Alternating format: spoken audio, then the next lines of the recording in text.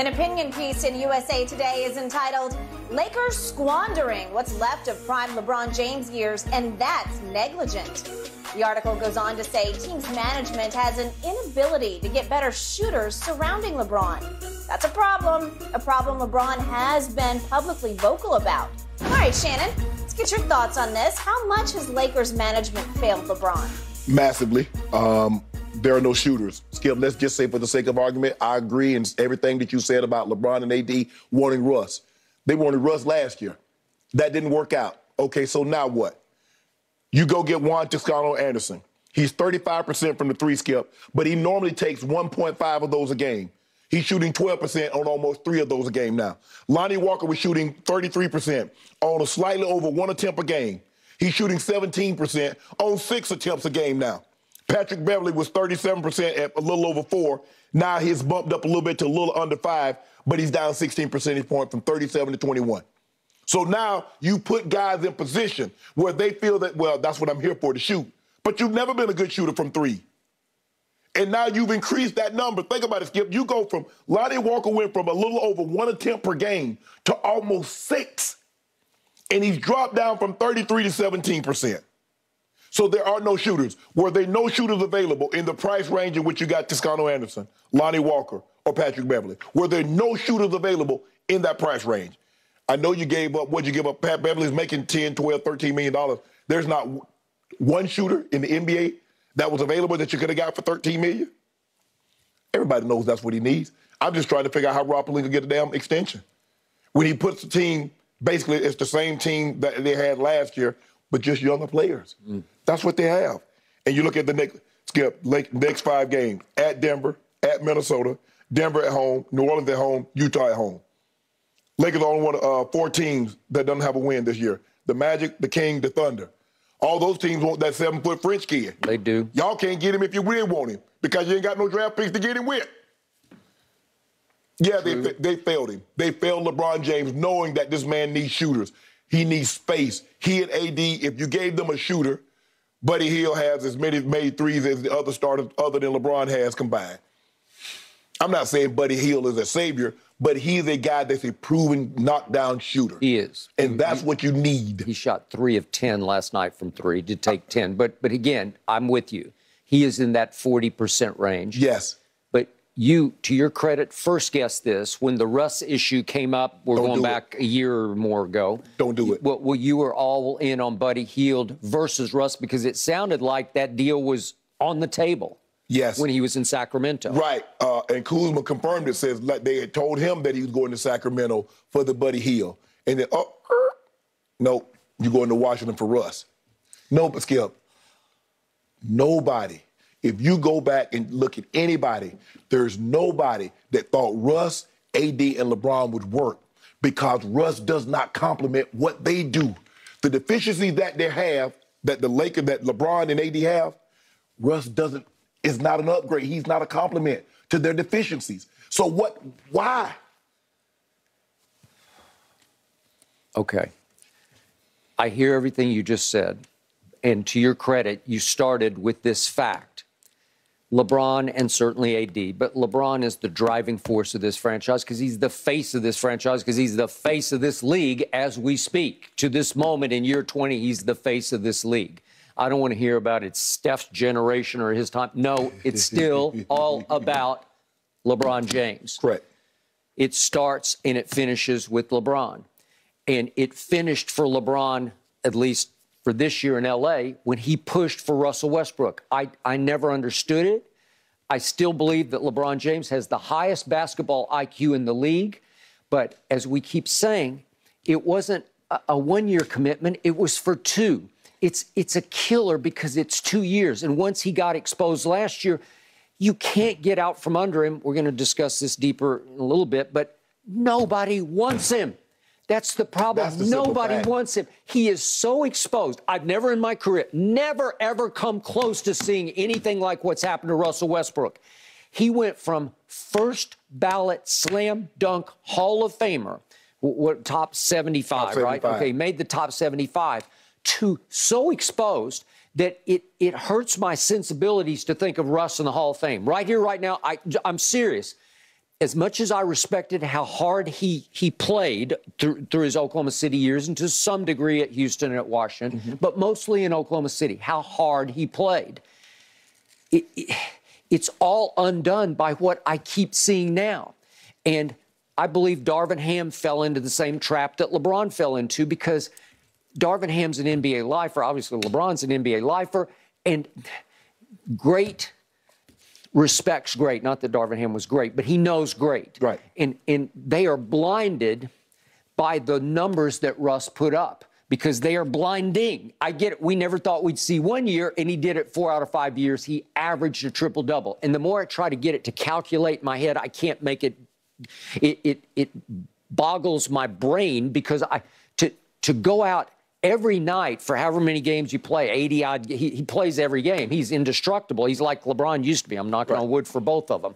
But the point is, to go out every night, every single night, and average 10 rebounds as a 6'3" guard, 10 rebounds if you play 70-odd games, it's impossible. Crazy. And he did it for 4 out of 5 years, 10 assists.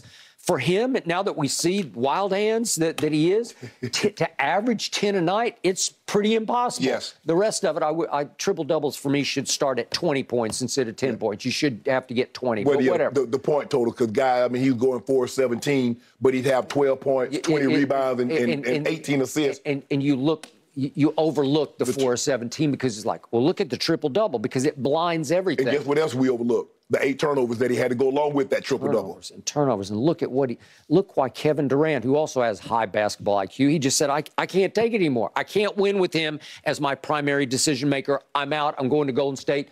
You can condemn me all you want. You can obliterate me on the internet. I don't care. I need a ring. I'm going into year 10. I'm joining forces with those guys that we had down 3 games to 1. I don't care what Shannon says. I don't care what anybody says. I'm going to Golden State, and it worked. He went to back-to-back finals, and he was the MVP, and he got those 2 rings. And he's like, I'm good. I'm a made man. And you could argue he and Kyrie are resting on their laurels as we speak. We're going to talk about them in just a couple of minutes. But the point is, LeBron and now Darvin, they're blinded by what Russ used to be, because he earned so much respect that they can't give up the respect anymore. Because LeBron looked at, are you kidding? We could have Russell Westbrook, me and AD and Russ. We got this. But Skip, they had just played Russ the year before. Remember, had they played Russ in the bubble when he was at Houston? They did. And they would like slump off him. They please shoot this ball. I don't get it. I don't understand it. There's something about the aura of him. And yet, if I go deeper machinations here, I told you from the start, I think LeBron thought, hey, if it doesn't work and it all goes to hell, that I have the greatest scapegoat ever. If I'm the quote-unquote GOAT, the GOAT needs a scapegoat occasionally, and boy, he's got the all-time. He is the easiest to blame. He's the easiest target right now in sports, because he deserves to be. Yes. He has earned the right. Yeah, he's low-hanging fruit. He is the lowest hanging fruit because he did it. He lowered himself to the lowest hanging.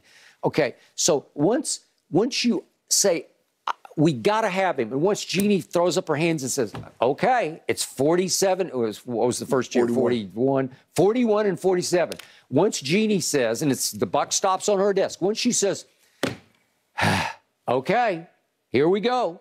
Well, it's hard. No, 44 and 40, 44. 91. Yeah, 44 and not 47. Okay, 44 and 47 million.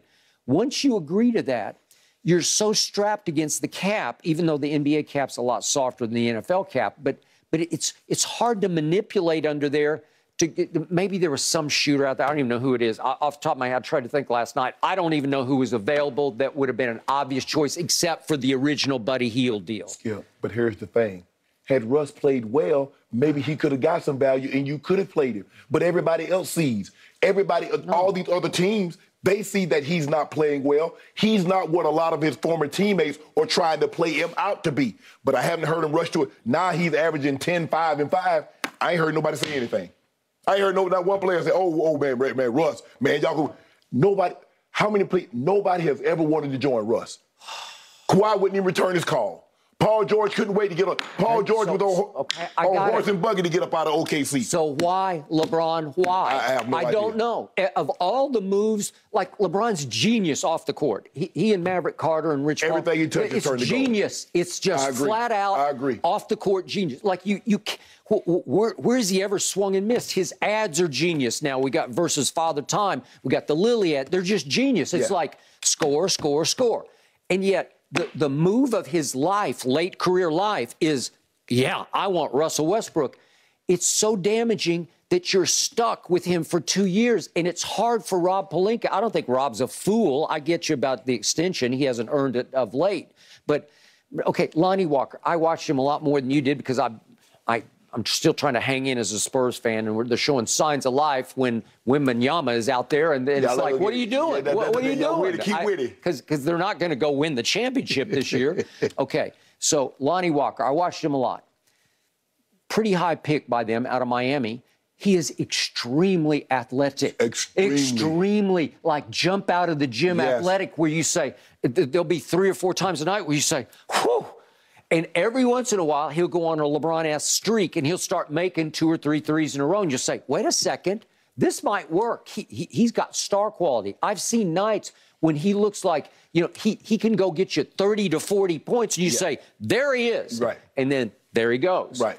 Because he's a pathetic three-point shooter. In the end, it just evens out into 33%. But I told you when you first brought him up on the show, I said he can't shoot. Well, it seems like they just keep going after people who can't shoot, where they have a chance. But Pat Bev was the one where he's a relatively cheap deal because he's an aging veteran. But Pat Bev has had years where he shot 40%. I know one year he shot 40% from 3. So of all the ones you required, he's the one who should be able to rise above this and make some shots. But what did you say? He's terrible now, right? Yeah, he's shooting 21%. Okay, all right.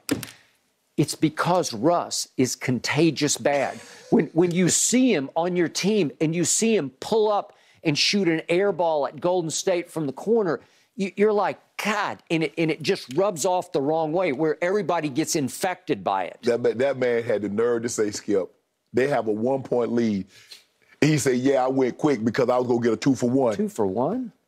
You have the lead. What do you work the clock and try to milk the clock down as close as you possibly can, get a great shot. You're not behind. Skip, that would be if they were behind one, you take a quick shot. I don't know if I want him taking that quick shot from there, but I get the thought process, okay, we play defense, now we get a chance. But Skip, I got the lead. If I get a good shot, guess what? I can go up 3. Then I don't care if I don't get the last shot. They got to make a 3 to beat me or to tie me. Hey, listen, I never accused Russ of having high basketball IQ because I don't think he does at all. I don't either. And I'm listening to him explain it, Skip. I was always taught. Who taught you if you got a lead to go for 2 for 1? I want to know that coach. Because ain't no way in hell he's supposed to be coaching. If he say you got a lead with 30 seconds, you go down there and you jack up a shot from 18 feet when you're terrible shooting. It just makes no sense. But most of what he does, how many times have you seen him drive into the lane, out of control, up in the air with no place to go with the basketball? All the time last year. Okay, it's the cardinal sin. It's the youngest point guard in some church league basketball. You're taught you can't leave your feet without a plan. You have to know where you're going with the basketball. You can't be up in the air and say, let me see, I'll throw it out of bounds, right? Yes. I'll throw it off him or I'll throw it off him. It's hard to watch to the point it gets comical after a while. So we get all that. But I got to go one last direction. Just on objectivity, LeBron is not without blame here because I still say he shoots way too many threes. And I still say it's calculated on his part because he knows that all that really matters, I mean, unless they could go win another ring, but all that really matters is he needs to pass Kareem sooner than later. And the quickest way to pass Kareem is to shoot more threes. So he's going up, up, up. Last year he averaged 8 threes a game. Now he's up to 9 threes. He's going into, this was after the game Sunday afternoon. 7th most threes he has taken in the league so far, and he ranks 142nd of 152 three-point shooters because he's 7 of 27. So he's not without blame here.